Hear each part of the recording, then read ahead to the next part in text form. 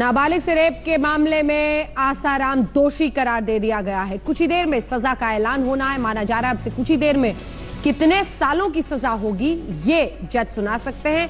बहस इस पर भी पूरी हो चुकी है। ये मतलब जिस तरह से इसका इंतजाम किया गया कि आज ही फैसला है, फैसले के बाद सजा का भी ऐलान आज हो, उसकी सुनवाई भी पूरी हो गई, बहस पूरी हुई, जज ने फैसला लिया, फैसले को वो लिख भी चुके हैं। अब से कुछ ही देर में माना जा रहा है कि जज साहब फैसले को पढ़कर सुना सकते हैं। हमारे साथ हमारे तमाम मेहमान मौजूद हैं, लेकिन आइए आपको सीधे लिए चलते हैं। इस वक्त निशांत चतुर्वेदी हमारे साथ कोर्ट के बाहर से जुड़ रहे हैं, जो कि सेंट्रल जेल भी है। निशांत, क्या अपडेट?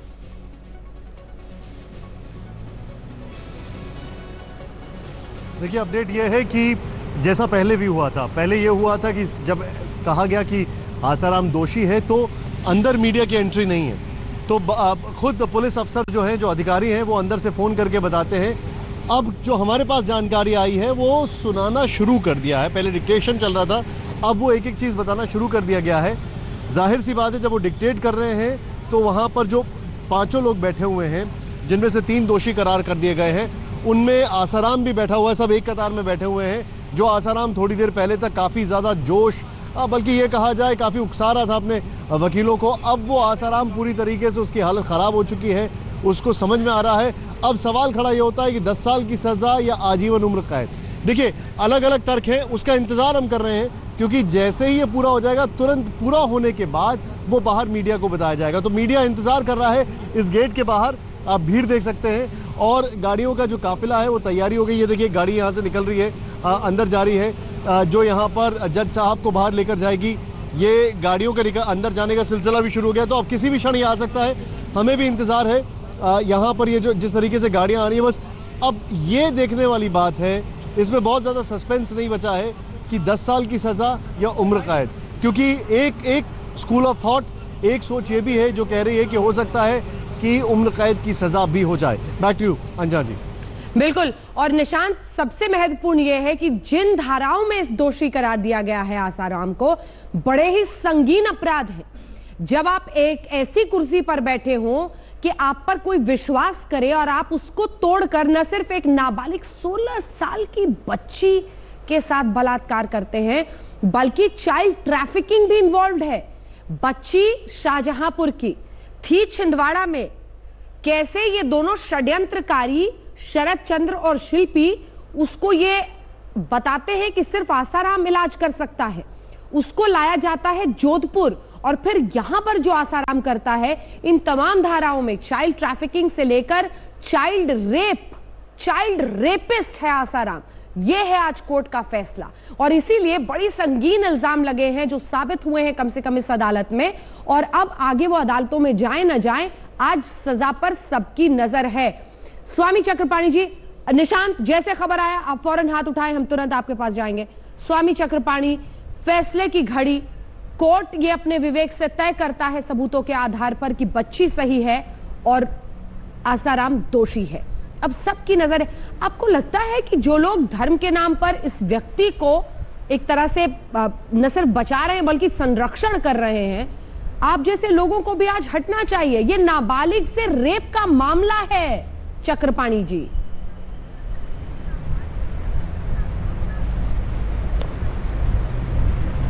नहीं, देखिए, मैं आपको बताना चाहता हूँ, सनातन धर्म में बच्चियों का, महिलाओं का बहुत ज़्यादा सम्मान है। इतना बड़ा सम्मान किसी भी धर्म और मजहब में नहीं हो सकता।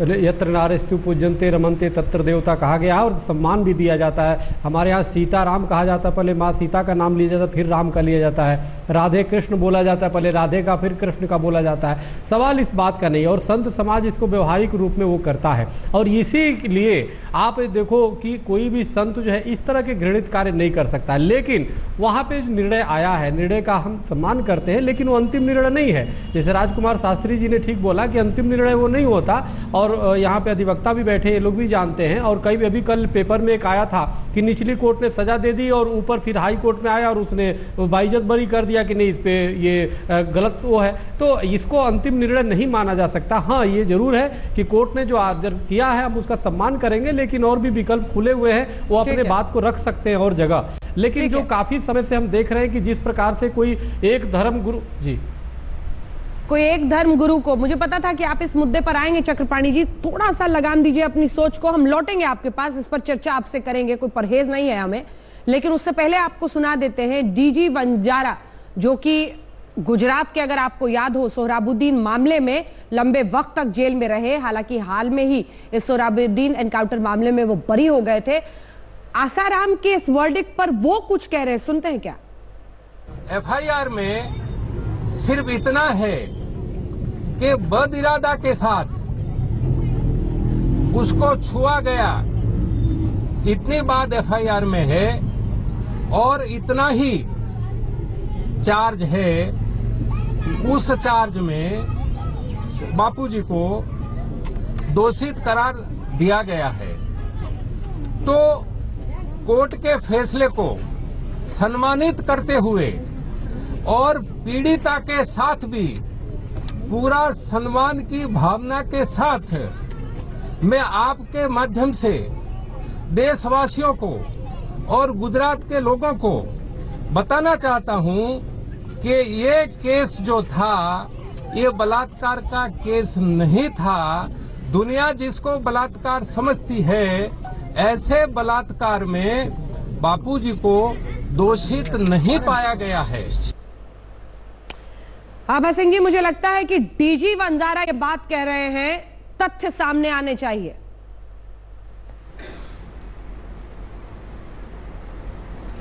बिल्कुल, देखिए जो सच्चाई है वो सामने आएगी। चक्रपाणी जी कहते हैं कि वो धर्म गुरु है, अभी भी वो इसमें नहीं आ रहे हैं कि संत है, संत ऐसा काम नहीं कर सकता। अरे भाई, संत ने किया है, फैक्ट्स हैं, 58 विटनेसेस आए हैं, इतना 3-4 साल से ट्रायल चल रहा था। आज जज को इतना समय लगा पनिशमेंट लिखने में, क्वांटम ऑफ पनिशमेंट डिसाइड करने में। चार्जेस कितने संगीन लगे हैं, चाइल्ड ट्रैफिकिंग का चार्ज लगा है, एक क्रिमिनल कॉन्स्पिरेसी का लगा है, उसमें आपके वार्डन जो है वो उन्होंने प्लान किया है इस बच्चे को छिंदवाड़ा से लेके जोधपुर आए रेप करने के लिए। तो आप इसमें गुंजाइश कहां बचती है? आप अपील में जाइए, हाई कोर्ट, सुप्रीम कोर्ट बता रहे हैं सोर्सेस कि अभी ये हाई कोर्ट इनके वकील पहुंच चुके हैं। पहले भी ये राम जेठमलानी जैसे बड़े वकील को लाए थे बेल के लिए, लेकिन 12 बार बेल अप्लाई करी, लेकिन बेल दी नहीं गई। और वंजारा क्या कह रहे हैं, वंजारा की बातों में मैं बहुत नहीं जाऊंगी डिटेल में, क्योंकि वंजारा के खुद जो रिकॉर्ड्स हैं, जिस तरह से गुजरात में केसेस चले हैं, उसकी बात पे मैं जब तक तथ्य नहीं देखूंगी मैं नहीं कमेंट करूंगी। लेकिन आसाराम के केस में फैक्ट्स जो है साफ दिखाते हैं। इन्होंने उस बच्ची का रेप किया है, सूरत की वो दो बहनों का भी रेप में इनका नाम है, और अगर उसमें कन्विक्शन हो जाता है तो मैं आज तो लाइफ इंप्रिजनमेंट की बात कर रही हूं, मैं आगे कह रही हूं कि 376E के तहत डेथ पेनल्टी भी है रिपीट ऑफेंडर के लिए। तो इनके वकील तैयार हो जाए कि अगली बार डेथ पेनल्टी की भी बात आएगी, क्योंकि वो रिपीट ऑफेंस है रेप का। वीना जी, आप जवाब देना चाहेंगी चक्रपाणी जी को, जो आज भी ये मानते हैं कि धर्म और आस्था से जुड़ा हुआ मामला है?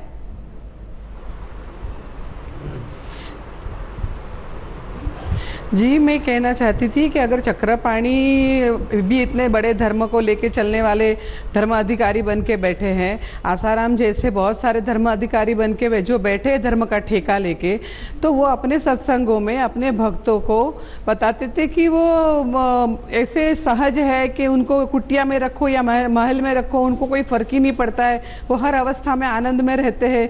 तो उनको कोई फ़र्क नहीं पड़ना चाहिए ना, अगर जेल में भी हो तो क्या हो, आप तो भगवान में लीन हो गए हो, फिर आप आपको अभी इतना दुख हो रहा है, वही दिखा रहा है कि आपके अंदर संत का कोई गुण है ही नहीं। आपके अंदर संत का कोई गुण, संत तो सहज होता है हर अवस्था में, तो आप अभी भी आनंद में होने चाहिए थे। ये ईश्वर का ही तो आदेश था ना आपके लिए। अगर आप ईश्वर की शरण में हो तो आपको फिर ईश्वर के हर आदेश को मानना चाहिए। अभी आप दुखी क्यों हो रहे हो? फिर अभी आप धर्म से विमुख कैसे हो गए? आप इतने बड़े धर्म गुरु हो के आपके भक्त क्या आपको देख के क्या सीखेंगे अभी? कि जब ये ऐसी परिस्थिति आए तो रोना है, हिम्मत हार जाना है। अगर आप ईश्वर की शरण में हो तो अपने भक्तों को हंस के बताइए कि जो भी मेरे लिए ईश्वर का आदेश है वो मुझे मानिए। आज आप सहज क्यों नहीं रह पा रहे? अगर आप संत हो तो अभी आप उनको, और दूसरी एक चीज़ आपको अंजना जी कहना चाहूँगी, अभी ये जब से ये अपना ये सजा डिक्लेयर हुई है 1-1.5 घंटे से ज़्यादा समय हुआ है, अभी ये समय जैसे जैसे बीतता जा रहा है तो एहसास हो रहा है, ऐसा महसूस हो रहा है कि ये जीत एक 16 साल की लड़की की, एक कुचले हुए गरीब परिवार की जीत हुई है। और ये जीत के साथ में से अपने भारत की महिलाओं को एक सीख लेने की ज़रूरत है कि अगर कोई एक गरीब परिवार की, एक 16 साल की, एक कुचले हुए परिवार की लड़की अगर ऐसे आसाराम जैसे सशक्त इंसान से लड़ के उसके पाखंड के मुखौटे को अगर उतार सकती है तो और कोई क्यों नहीं कर सकता। सभी को सत्य के लिए, सच्चाई के लिए लड़ना चाहिए और ऐसे धर्म के नाम पे पाखंड चलाने वाले पाखंडियों का ऐसा मुखौटा निकालना चाहिए। बिल्कुल। ढींगरा साहब, कुछ सच आप भी आसाराम के बता रहे थे, बताइए, सुन रहे हैं आपको चक्रपाणी जी, कैसे जमीन गबन से लेकर अवैध रूप से जमीन कब्जाना, क्योंकि आपने आरटीआई के जरिए कई फैक्ट्स निकाले। हाँ जी, थैंक यू। मैंने इनमें जो आरटीआई लगाई उसमें ये पाया गया कि हमारे हरियाणा में और खासकर रेवाड़ी डिस्ट्रिक्ट में पहले इन्होंने कुछ लोगों को शिष्य बनाया, फिर उनसे वो दान ले ली गई और ये बताया गया कि हम क्योंकि 2 नंबर में पैसे देते हैं आपको बाद में देंगे।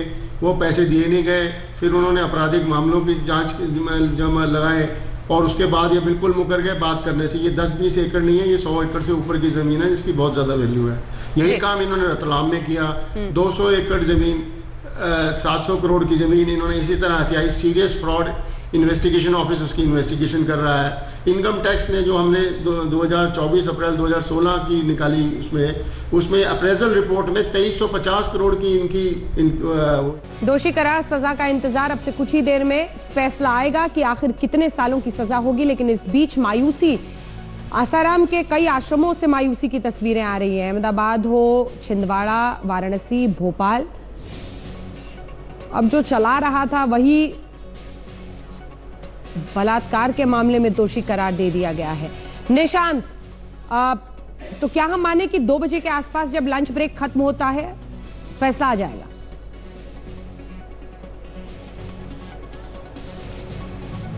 देखिए ऐसा है मंजा जी, अब कभी भी कुछ भी आ सकता है। हम भी इंतजार कर रहे हैं यहाँ पर, हर आहट पे लगता है कि वो आए, लेकिन अभी फैसला नहीं आ रहा है। कब आएगा शरद भाई? हर कोई इस चीज का इंतजार कर रहा है। जज साहब चैम्बर से निकल के कोर्ट में आ गए हैं और कोर्ट में आने के बाद जो उन्होंने लिखा है उसको पढ़ रहे हैं। कई बार पढ़ रहे हैं, कुछ इशारा भी कर रहे हैं स्टेनो को चेंज करने के लिए। और कैमरामैन से कहेंगे एक बार दिखाएं किस तरह से गाड़ी भी निकलती है तो किस तरह से हलचल पैदा होती है, लोग किस तरह से गेट की तरफ दौड़ते हैं। इस तरह से पल पल लोग टकटकी लगाए हुए हैं गेट की तरफ कि कोई फैसला है, क्योंकि 1.5 घंटा जज साहब चैम्बर में बैठे। 1.5 घंटा आने के बाद अभी 20 मिनट हो गया। जज साहब अपनी इतनी देरी क्यों लग रही है, क्या वजह है? मैं बता रहा हूँ आपको, 10 से ज्यादा आसपास धाराएं हैं। 10 से ज्यादा आसपास की जो धाराएं हैं उन धाराओं में अलग अलग क्या क्या सजा हो सकती है, उनके साथ 2 जो सह अभियुक्त है उनको क्या क्या सजा हो सकती है, उनको एक एक करके वो लिखना और लिखने के बाद पढ़ रहे हैं। आप सोच सकते हैं कि आसाराम मामले में कितना दबाव है।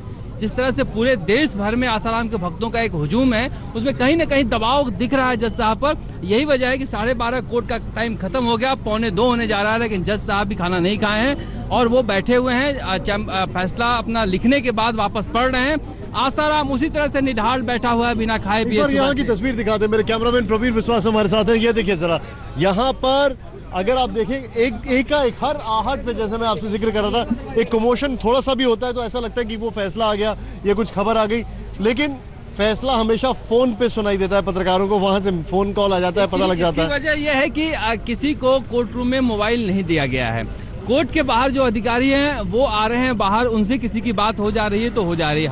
हम भी जो इन्फॉर्मेशन ले रहे हैं, डीसीपी अमनदीप सिंह कपूर और जेल के डीआईजी विक्रम सिंह, ये 2 अधिकारियों को हम बता रहे हैं जो हमारे सोर्स हैं या कुछ भी कह लो आप, वो बैठे हुए हैं, उनसे बातचीत हो रही है। अच्छा, एक चीज है, मैं एक हाइपोथेटिकल सवाल यहाँ पे पूछा हूँ, फैसला आने के बाद शरद जैसे लेटेस्ट खबरों के लिए यूं ही देखते रहिए आज तक, और इस वीडियो के पसंद आने पर लाइक, शेयर एंड सब्सक्राइब करना ना भूलें।